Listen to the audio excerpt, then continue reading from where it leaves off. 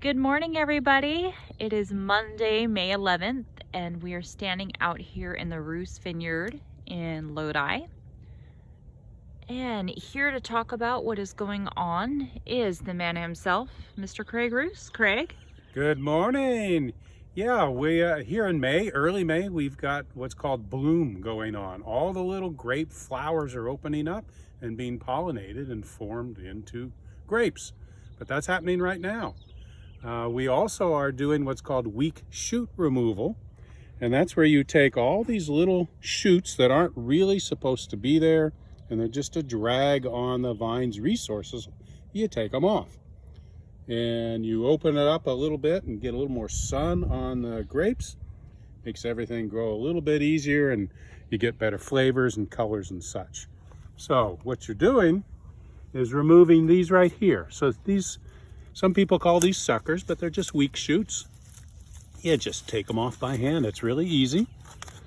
And it just cleans up the vines real nice and opens them up. So that's what's happening right now too. So for those of you who might not be familiar with the Rous Vineyard, this is actually 110 years old, correct? That's correct. It was planted in 1909. 1909. Yeah. So it's an old vineyard, but you still have to go through and do weak shoot removal. See how it opened that up right there? One of the other things we mentioned before out here is you'll notice as we look around that these are not on any kind of a trellising system.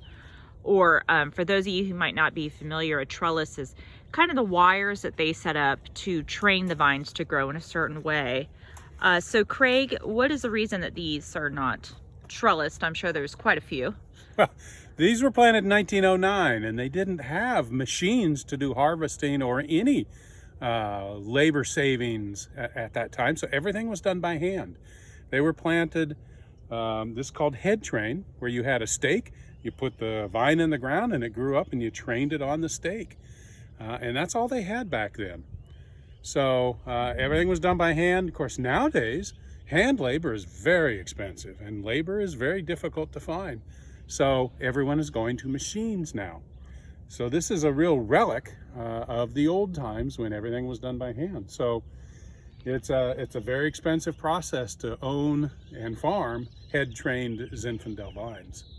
And when do you expect harvest to happen this year? Harvest is going to be about 100 days from bloom.